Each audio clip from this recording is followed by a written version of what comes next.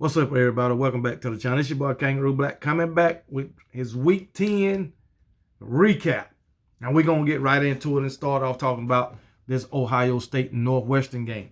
Ohio State got the win 21-7 on a rainy Sunday afternoon. Well, 12 noon. But anyway, Ohio State got the win. The weather was bad. Got the win 21-7. They went in, tied up at halftime, 7-7. Ohio State came back out the half and scored 14 points. Neither team could throw the ball because it was so wet. And so they had to resort to the run game. That's basically what it was. Ohio State had 207 rushing, and Northwestern had 206. But guess what? Ohio State run game prevailed. C.J. Stroud only had 76 yards. Northwestern QB only had 79. So the yardage wise, it was pretty even. But Northwestern just couldn't stop Northwestern just couldn't stop Ohio State from rushing the ball in the second half and getting it in the end zone. So I never thought I'd see Ohio State struggling with Northwestern, especially not with C.J. Stroud. But C.J. Stroud couldn't showcase his throwing capabilities yesterday due to the rain. But they still prevailed and came out with the win. There ain't too much to say about that game. Let's move on to the Clemson-Notre Dame game. Notre Dame totally dominated Clemson. I believe the score was 28-0 at the time. At one time, and I think Clemson had it 28-7, but it was way out of hand by that time. Clemson, they won the turnover battle. So Ukulele, he threw an interception. Notre Dame won the turnover battle. Ukulele threw an interception. I believe they had a fumble also. Will Shipley did get a touchdown on 12 carries. And also in Ghana, he had a touchdown on 22 yards receiving. But for the most part, this game got way out of hand, man. Clemson's defense gave up 263 yards rushing. That's a surprise to me. Only 85 passing yards. So basically, all Notre Dame had to do was run the damn ball. That was it. Clemson couldn't stop shit on the ground. Nothing. But anyway, Clemson put the backup quarterback in there. He got in there and threw a damn interception. They took his ass back out, put Ukulele back in. So, man, it was all confusing for Clemson yesterday. Dabo Swinney, he looked distraught on that damn sideline yesterday. It was bad, man. But anyway, Clemson managed 281 yards, total offense 191 passing, 90 yards rushing. But it was bad. Logan Diggs for Notre Dame had 114 yards rushing. Estein, 104 yards rushing. So you had two guys for Notre Dame to rush over 100 yards. So Clemson, all you got to do is go back to the drawing board, come back and try it again. But I believe you still won the Atlantic Coast Conference or whatever you call your damn division. I think Clemson still won the division. So congrats to them, but congrats to Notre Dame on beating the shit out of them. Because that's exactly what they did. They just beat the shit out of them. Michigan and Rutgers. Michigan totally annihilated Rutgers 52-17. No need to talk about that shit. Arkansas, they lost to damn Liberty. Come on, Arkansas. Arkansas started out 5-0. And then dropped 4 games in a damn row. 4 in a row. Damn, Arkansas. Everybody had high hopes for Arkansas. But that shit went down the damn drain. Number 13, Kansas State, lost to Texas. So another ranked opponent goes down. Quinn Ewers, 2 touchdowns. Bijan Robinson ran for 209 yards. Oh, man. Damn, Kansas State. Kansas State came out the gate looking pretty good, too. But, hey, Shit done slowed down now. Shit done slowed down now. But anyway, the two main games everybody want to talk about, Tennessee and Georgia, Alabama and LSU. We'll talk about the game that was played first, Tennessee and Georgia. This game, it was a no contest. I'll put it that way. It was a no contest. Georgia dominated Tennessee from start to finish. I know the score don't tell it, but Tennessee got dominated. I mean dominated. Hendon Hooker got sacked 7 or 8 times. He threw an interception. I mean, it was the defense that Georgia played yesterday reminded me of the defense of 2021. That front seven was putting relentless pressure on Hendon Hooker, and they got to his ass several times, man. But Hendon Hooker managed 195 yards. He didn't have any touchdowns and 1 interception.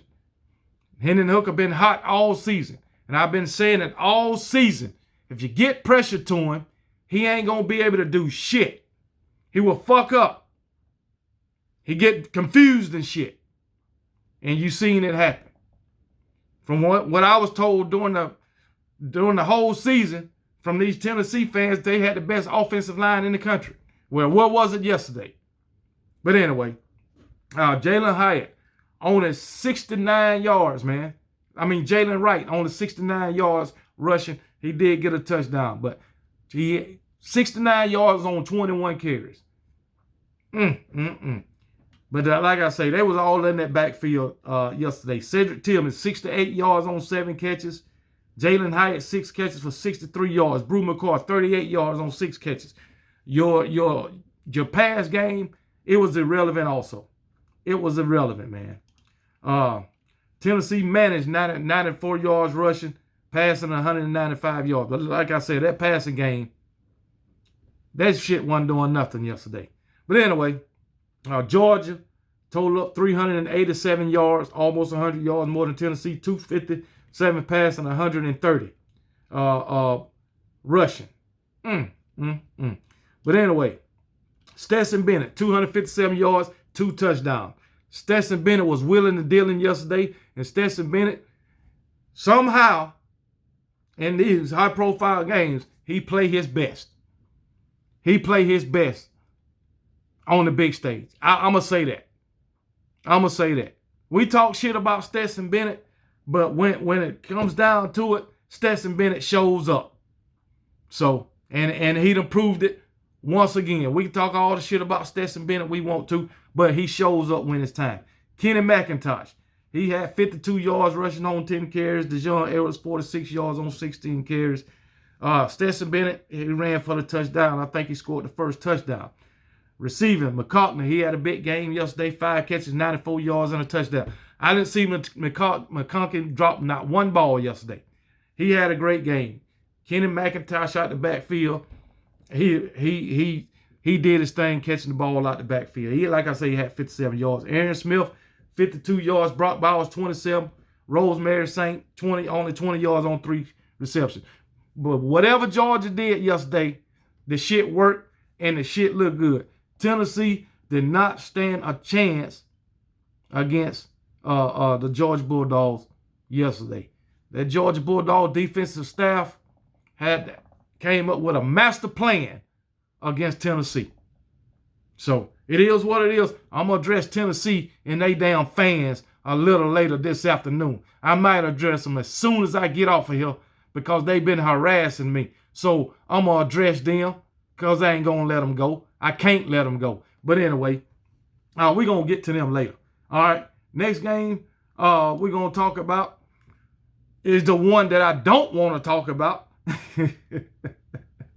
And that's my Alabama Crimson Tide versus the LSU Tigers. We lost the game. Alabama lost the game yesterday, 32-31 in overtime. So Alabama came out. They couldn't move the ball. Well, first drive, they moved the ball. Looked pretty easy. All right, got down in the red zone. Bryce Young threw a down pick when all he had to do was slide. I know 2 guys was there, but you can't take those damn chances in trying to sidearm and all this bullshit when you really can't see the receiver. So it got intercepted. So that fucked up a drive. Alabama got in the red zone 3 to 4 times. Couldn't get it in the end zone. We only came, I think we got in the red zone 4 times in the first half and only came away with 6 points. 6 points, 2 fucking field goals. That's just sad. Jahmyr Gibbs, once again, the go-to guy. What more you want me to say to the go-to guy? He ran for 99 yards on 15 carries. Jason McClellan only ran for 17 damn yards. Roydell Williams, 11 yards on 7 carries. He scored 2 touchdowns. They was at the 1 and 2 yard line. But anyway, Bryce Young, 4 carries for 10 yards. Bryce Young, he had running lanes. He won't take them. He's hesitant to run.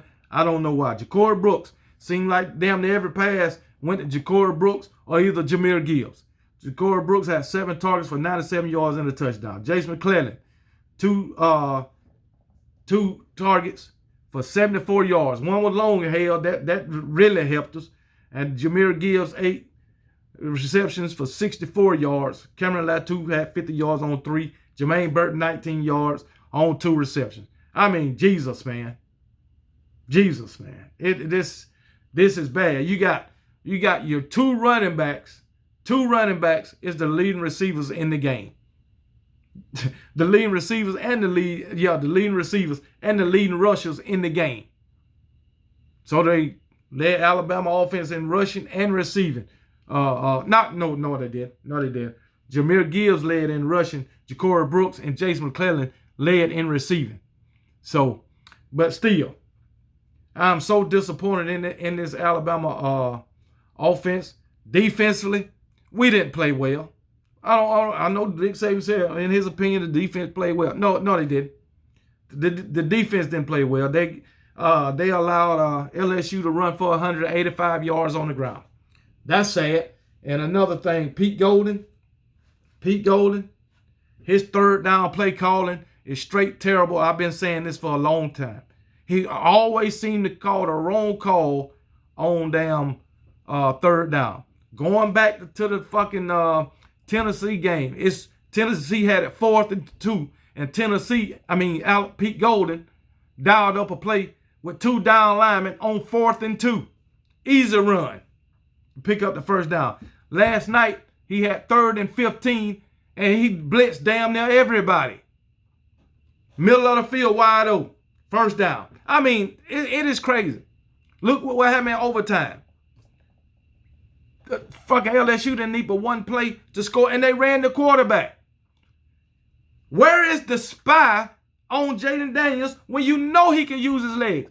Even in the game when Jaden Daniels picked up like 21, 27 yards with his legs, even the commentator was like, where's the spy? Where's the spy? It is terrible. But anyway, LSU got a great win. Let's talk about LSU. Jaden Daniels, 182 yards, 2 touchdowns through the air. He was also their leading rusher, which he'd been that the whole time, but everybody knew that except for Pete Golden. He had 95 yards rushing and a touchdown. Josh Williams, 54 yards, a touchdown. Jesus. Keyshawn Butte, he was their leading receiver with 7 catches for 51 yards. Who else? Mason Taylor, he scored a touchdown receiving on 36 yards and 3 receptions. John Emery Jr., he scored a touchdown receiving. 2 catches, 34 yards. But anyway, only thing I've seen good about this game, we got 5.5 sacks. Other than that, I didn't like nothing I seen. We still having drop balls. We still having the same issues from game 1 to game 10. Same issues. We had 9 penalties last night. We still having drop balls. We are so inconsistent from the coaches to the players. The coaches to the players at Alabama is inconsistent. But hey, we lost the game fair and square. Brian Kelly, he had the guts to make the daggone call to go for it in overtime. And it worked. Now, if it wouldn't have worked, everybody would have been talking shit about Brian Kelly. But it worked. So, hey, it is what it is. Another thing, I didn't agree that we should have been going for 2-point conversions. You already been down there 3, 4, 5 times. You couldn't put it in the end zone. Kick the damn field goal. It wouldn't have came down to overtime. Poor coaching. Once again. But it is what it is. Congratulations to LSU. It is what it is. You got to accept the loss for what it is. You got to accept losing just like you can accept winning. So, anyway, it is what it is. But that's my recap for Week 10 and Roll Damn Tide.